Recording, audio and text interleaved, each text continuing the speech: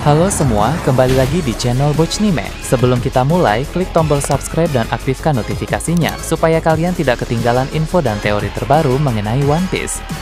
Sekarang lanjut ke pembahasan.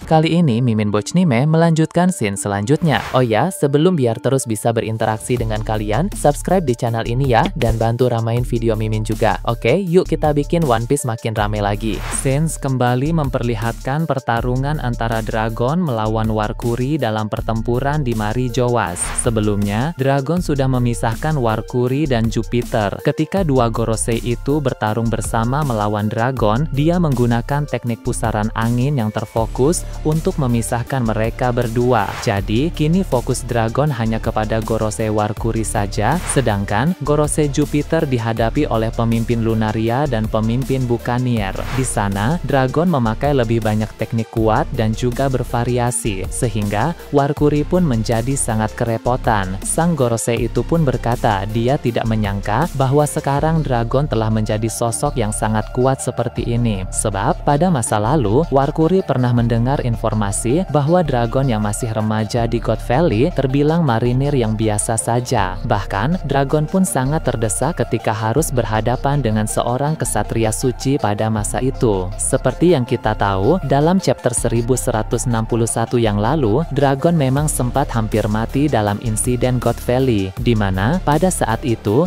Dragon muda yang masih berusia 17 tahun sedang membawa Bayu Shanks dan Shamrock. Namun, kemudian dia diserang oleh seorang kesatria suci wanita dengan serangan semacam sinar beam. Namun, untung saja yang juga ada di sana menyerang kesatria suci wanita itu, sehingga Dragon pun masih bisa selamat. Nah, mengapa Warkuri bisa tahu soal ini? Karena dulu para Gorosei memang sempat menyelidiki masa lalu Dragon ketika namanya mulai terkenal. Jadi, semua informasi soal Dragon saat di Pulau God Valley pun telah diketahui oleh para Gorosei. Namun, berbeda dengan saat remaja dulu, Dragon saat dewasa sekarang benar-benar telah menjadi petarung yang sangat luar biasa. Perkembangan kekuatannya sejak remaja sampai sekarang benar-benar sangat signifikan, sehingga dia menjadi ancaman besar bagi pihak pemerintah dunia. Nah, ketika mendengar hal tersebut, Dragon pun akan mengingat kembali bagaimana perjuangannya bisa sampai menjadi sekuat ini. Jadi, dulu setelah mendapatkan kekuatan buah iblis, Dragon membutuhkan waktu untuk berlatih agar bisa menguasai kekuatan dari buah iblis tersebut. Dia memulai dengan penggunaan teknik-teknik sederhana sampai akhirnya menciptakan banyak variasi jurus yang semakin kuat. Dia pun terus berusaha untuk memaksimalkan kontrol dari kekuatan tersebut. Selain itu, Dragon juga terus mengasah hakinya dan menciptakan teknik bela diri baru bernama teknik cakar naga. Memang, Dragon sebenarnya sudah dibekali teknik bela diri berupa pukulan kuat yang diajarkan oleh Garp.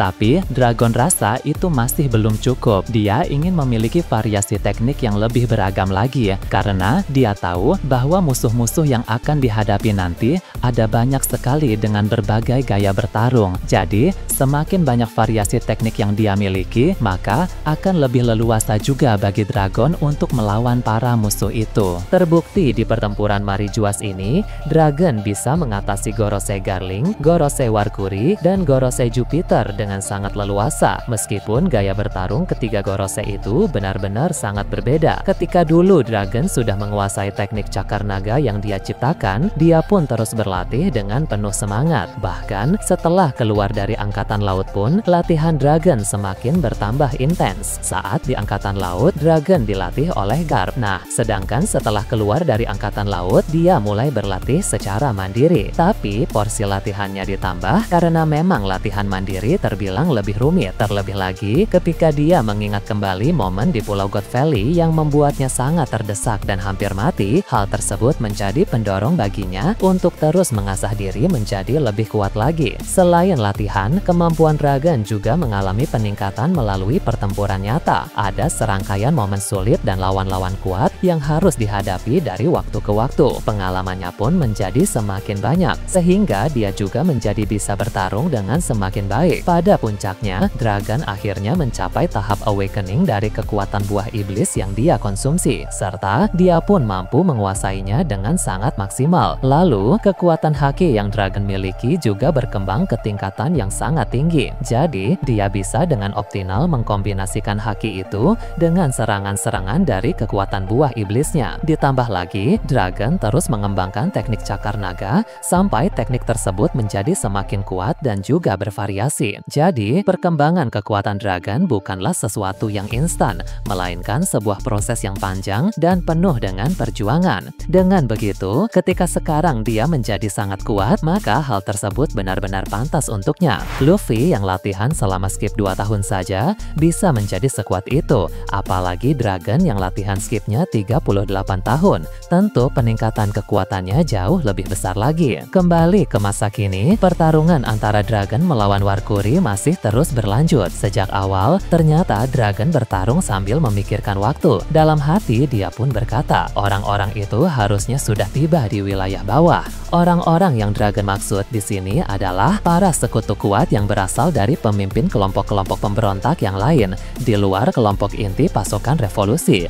Sebagaimana Mimin bahas pada video sebelumnya, pada masa lalu ada banyak kelompok dengan gerakan revolusioner. Namun, ketika Dragon mendirikan pasukan revolusi, maka banyak dari mereka bergabung dengan kelompok Dragon. Meski begitu, ada pula beberapa kelompok kuat lain yang tetap memilih untuk bergerak secara independen. Tapi, seiring berjalannya waktu, mereka melihat bahwa pasukan revolusi benar-benar bekerja dengan sangat baik. Maka, walau mereka tetap tidak bergabung, tapi kelompok-kelompok kuat ini memilih untuk menjadi sekutu pasukan revolusi. Di tengah keadaan seperti sekarang, kekuatan mereka akan sangat dibutuhkan. Sehingga sejak awal, mereka telah setuju untuk ikut membantu dalam pertempuran. Walaupun mereka sudah bilang bahwa mereka akan datang sedikit terlambat karena memang mereka butuh banyak persiapan dan juga jaraknya dari Red Line sangat jauh. Kelompok-kelompok tersebut pun sekarang sudah berada di bawah Red Line di sisi dunia baru. Terdapat beberapa kapal yang muncul di sana yang dipimpin oleh ketua-ketua dari kelompok masing-masing. Kekuatan dari para ketua itu terbilang cukup besar, mungkin sebanding dengan para komandan pasukan revolusi seperti Karasu. Bahkan tidak menutup kemungkinan ada 1 atau 2 orang yang lebih dari itu. Di antara mereka pun ada yang memiliki kekuatan buah iblis yang sangat menarik. Selain itu, ada pula yang murni mengandalkan haki saja. Ada yang sangat hebat dalam ilmu bela diri dan ada juga seorang pengguna senjata, baik pedang maupun senjata api. Selain itu, salah satu orang di sana pun merupakan seorang cyborg. Jadi, kemampuan para ketua ini tidak hanya sekedar kuat, tapi juga terbilang sangat beragam. Hal tersebut tentu membuat pihak Angkatan Laut di bawah Red Line di sisi dunia baru yang dipimpin oleh Momonga dan Onigumo menjadi sangat terdesak. Sebelumnya, pertempuran melawan pihak pasukan revolusi berlangsung dengan sengit, tapi kedatangan dari kelompok-kelompok sekutu itu langsung mengubah alur pertempuran di sana. Perlu diingat juga bahwa di sana masih ada beberapa anggota Lunaria dan anggota atas Buccaneer. Jadi, komunitas Lunaria dan komunitas Buccaneer membagi beberapa tugas untuk petarung-petarung terbaik dari komunitas masing-masing. Mereka naik ke wilayah Mary Joyce. Kekuatan mereka akan sangat dibutuhkan dalam pertempuran utama melawan internal pemerintah dunia yang ada di sana. Ketua Lunaria dan Buccaneer juga saat ini sedang melawan Gorosei Jupiter di atas sana. Jadi, memang yang paling diprioritaskan adalah pertempuran utama di wilayah atas Mary Joyce. Sedangkan untuk para petarung dengan kemampuan yang terbilang biasa-biasa saja, mereka tetap di bawah Red Line menghadapi pasukan Angkatan Laut. Maka, ketika ditambah lagi dengan kedatangan para ketua kelompok kuat yang menjadi sekutu pasukan revolusi, tentulah pihak Angkatan Laut di tempat itu langsung mengalami kesulitan besar. Situasi menjadi lebih rumit karena mereka belum bisa memanggil bala bantuan dari markas. Sebab, seperti yang kita tahu, New Marine Force sedang diserang oleh banyak bajak laut. Kembali ke Mary Joyce, Dragon melancarkan suatu teknik serangan yang membuat Warkuri sedikit terhempas. Dia pun memanfaatkan celah untuk mendekati area pertarungan lain. Area yang didekati oleh Dragon ini merupakan tempat di mana Sabo, Karasu, dan Kiro sedang bertarung melawan Shamrock. Tanpa berlama-lama, Dragon langsung memakai serangan angin yang membuat Shamrock terkejut dan juga terpental karena dia tidak sempat menangkis serangan itu secara sempurna. Alasan mengapa Dragon melakukan itu karena dia ada keperluan dengan Karasu. Dragon pun bilang bahwa para ketua dari berbagai kelompok sekutu mereka tampaknya sudah tiba di bawah, sehingga dia meminta Karasu untuk mengirim banyak gagak ke sana untuk membawa orang-orang itu naik ke atas. Hal tersebut demi menghemat waktu agar mereka tidak perlu naik melalui Bondola, sebab Bondola di area Red Line di sisi dunia baru pun banyak yang telah mengalami kerusakan parah. Sebelum pertempuran dimulai, para ketua itu memang sudah diberitahu oleh Dragon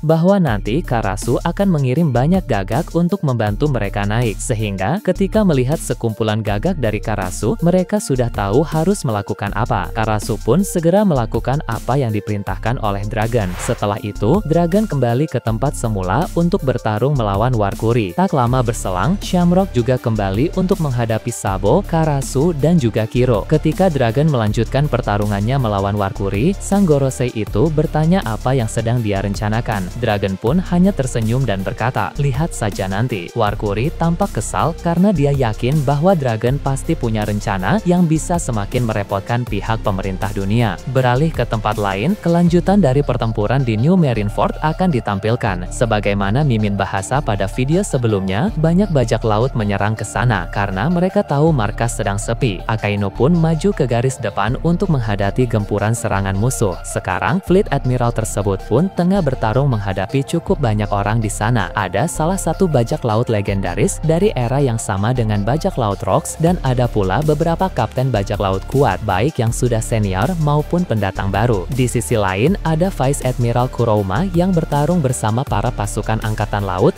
yang masih tersisa di markas. Lalu, di depan gedung markas, ada Suru yang sedang melawan cukup banyak musuh sambil mempertahankan markas itu. Ketika dia sedang sibuk bertarung, datang seorang bajak laut kuat yang hendak melancarkan serangan mendadak kepadanya. Nah, bajak laut kuat ini merupakan salah satu mantan tahanan Impel Down level 6 yang melarikan diri ketika kekacauan terjadi 2 tahun yang lalu. Tapi, dia tidak bergabung dengan bajak laut Blackbeard, melainkan dia bergerak secara mandiri. Memang sudah dikonfirmasi bahwa ada beberapa tahanan tertentu dari Impel Down level 6 yang berhasil kabur tapi tidak bergabung dengan bajak laut Blackbeard. Zoro pun hampir saja terkena serangan dari orang itu. Tapi untung saja Kong tiba tepat waktu dan langsung melindunginya. Nah, akan diperlihatkan kilas balik singkat bagaimana Kong bisa datang dari Marijoas menuju ke New Marineford. Jadi, dia melewati jalur aman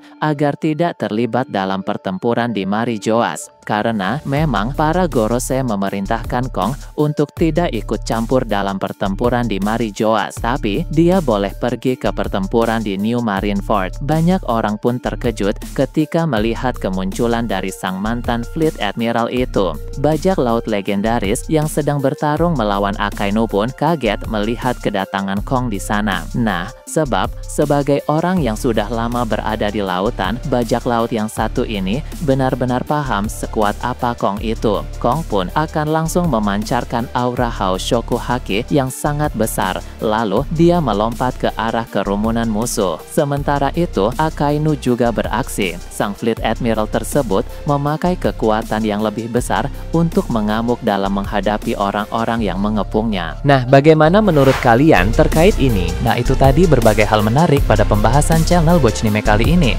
Menurut kalian bagaimana? Silahkan tulis di kolom komentar di bawah. Oke, segitu saja untuk pembahasan kali ini. Jangan lupa like, share, dan subscribe untuk video menarik selanjutnya. Peaceful World!